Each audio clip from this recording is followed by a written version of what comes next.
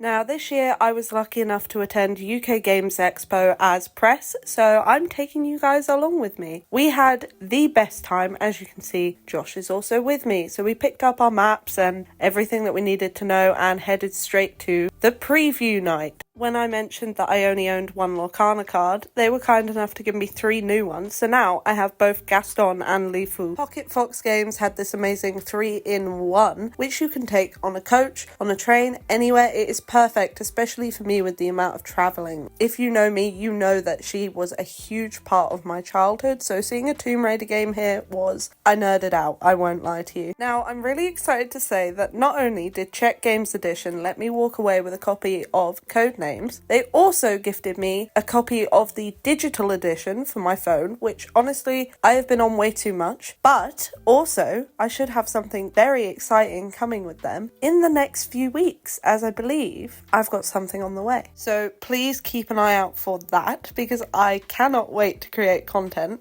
Because this game I have loved for a very long time. Lockdown was a big time for this for me. Also, if you want to add me on the app, please do, because I want to play more. But thank you so much to Codenames and Czech Games Edition for trusting me with your game, and I cannot wait to make content with them. Now, we had a little food break while at the preview. As you can see, we're idiots and we cannot be serious. So why are we press at an event? Honestly, I thought that Barrel of Dice's emergency role-playing game is something that everybody needs to have. As recording this, my D&D session has been cancelled, and I wish that I had an emergency role-playing game so that I could still play D&D. Now, after the chaos of the preview night, we headed over to the Frosthaven exclusive gameplay launch, which was so fun, as I've heard a lot about Frosthaven in the past, but never been able to play myself, and now it's coming to the video game. I think I might be a little bit addicted. Now, thank you so much to Diva Agency for inviting us to this, and also, let's note that we were the last people to leave because we were having just way too much fun playing the game. Now, you know I'm one for a really good freebie, so of course I walked away with these maps and accessories, and I'm gutted to say that even though there are about 6 different Lord of the Rings games at this expo, we didn't get to play any of them because they were all just so busy, as they should be. Now, this is a very special moment because you are witnessing Josh get his first ever set of dice. This was quite a big goal for us being at this expo because he recently started D&D, and so he's had nothing. He walked away with quite a lot. I think I may have created a dice goblin. Josh got me the best beanie and badge from Hullabaloo that I could have asked for. It says, "Buy me dice and call me pretty," and there are pumpkins and mushrooms on the beanie. Now, when we got lost in the Autumn Realm, we were apparently the first people to join the King of the Autumn Realm and rule with him, which I think is quite an achievement. I want to know if anyone else did it after we were there. Now, finally, I found myself the perfect coin pouch for Saxy at Mythical Realms, and they gave me a D20 to go in it, so of course it's lucky now. We got to play a demo of Horror in the Library at Blue Donut Games. I got my finger stuck in a trap for half of the game, and of course Josh won. Then we headed over to Far Place Games, where we were given a demo of their game Dungeon Days, one of a few different themed games around the days of the week, where you try and fill it out, and honestly, this is where we spent the longest time of this day, and it was so much fun that we decided to purchase our first game of the expo, Pirate Days, which we have been playing a lot. What's fun about Pirate Days is it has an additional card mechanic where it changes up the game a little bit, which sounded very interesting to us, which is why we went for that one. We then headed along to Minty Noodles Interstellar Adventures, which is like an escape room card game in a box. The box unfolds into the board that you need. You'll know I am such a nerd for this, as my day job is working in escape rooms.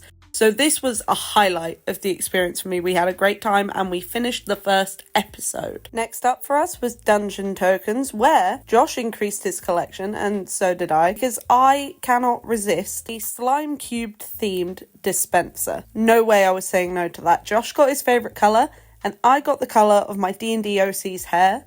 So honestly, I think it worked out perfectly. And of course, I had to do another little visit over to Tomb Raider. I've also played quite a lot of Exploding Kittens in my time. So firstly, when I found out there was going to be a board game, I was very excited. And then when I found out they had a photo op, of course we had to be a little bit silly. So please enjoy us being idiots before de-wigging and hopping on a train to Manchester. Since we were already up in Birmingham for the expo, I had a lovely invite to Format GG's collection launch, which was so fun, and the food was amazing. They even had themed drinks and a raffle supporting the Gaming for Everyone charity, which I didn't win anything. From the collection, I did purchase a black and an orange wristband, which have been added to the jewellery that I wear every single day. The collection was really cool, and I don't get to go to a lot of events like that, so thank you so much for having me as a creator. Then it was time for us to head back for our last day at UK Games Expo, which was Saturday and our busiest day. We also bought ourselves these amazing Pokemon coasters that are handmade. Please, if anyone recognises them, tell me and I will put it in the description. I was given a brief demo of Netrunner, which sounded like the perfect two-player card game, especially if you like a bit of chaos and messing over the other person. Sinister Fish were lovely enough to give us a rundown of their trilogy of games and a few others that they brought with them to the expo. I really enjoyed their coin chests that are compatible with really any game, because I don't know about you, but my Monopoly money, half of it has been lost. And of course, as soon as Josh and I found that there was a bus in the middle of the expo, of course we had to go and just have a little chill at the top of it. This is the moment that I realised how much we had actually walked this weekend, cause this expo was huge. We then visited Wacky Wizard Games at the Wise Wizard Games booth, where we got to show off our terrible quick drawing skills in a demo of caution signs, and also got a quick little demo of Pack the Essentials. Now, Wacky Wizard Games were kind enough to let us walk away with both of these games to review and try out, and we had the best time playing caution signs recently at a family games night / dinner. We were all terrible, and I can confirm I came last, even though I did art GCSE. So thank you so much to Wacky Wizard Games for gifting me these two games. We are already having so much fun with them, and I cannot wait to do a proper little video on my channel of the two of them and show you what they're about. Next up was probably our longest demo of the expo with Malediction, which I think me and Josh got way too into. I had so much fun, and even our demo time ran over because we just got way too into it. Unfortunately, again, I did lose, and this seems to be the theme of this weekend. After a quick taco break, we headed over to Glass Cannon Unplugged to check out the Dying Light board game. Now, this is one of the first video games that I remember ever watching playthroughs of when I was younger. To see this transformed into a board game with such detail and attention was awesome. Then we headed over to Midnight Trading Co. for One Stone, which really interested me as it was focused on catering towards colourblind people and making sure that their play experience is no different. Now, as someone whose father has colourblindness, this is something that I grew up thinking about quite a lot. There were some games that I just could not play with my dad. So seeing companies actually putting work into this makes me very happy. Then we had another stop at Dungeon Tokens to have a quick chat with everyone there before getting what possibly was the ice cream that saved me. I think at this point of the day we were ready to crash, but we pushed through as it was our last day and we wanted to see as many people as possible. So we next ended up at Chaos Curios, where I purchased 2 candles because they were amazing. I got Josh a bard candle to match up with his first ever D&D character, and I got myself a little barbarian candle. They were handmade and smell amazing. Josh got a whole dice set in his. I'm a candle girl, so I was very happy about this still.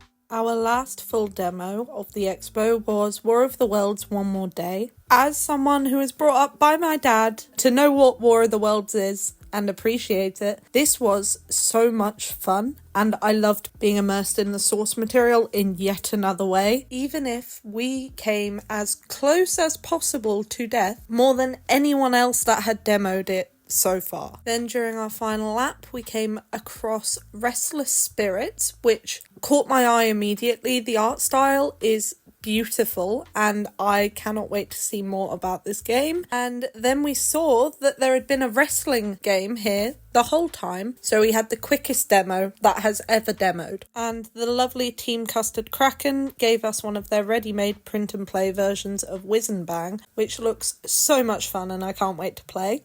Then it was time for my last meeting of the expo with Level 99 Games, talking about Campania and the Dealer's Tarot, also having a sneaky little chat about Dead by Daylight, the board game. After such a packed and busy few days, we didn't really know what to do with ourselves, so we checked out the Star Wars Unlimited section, and the main hall was now closed.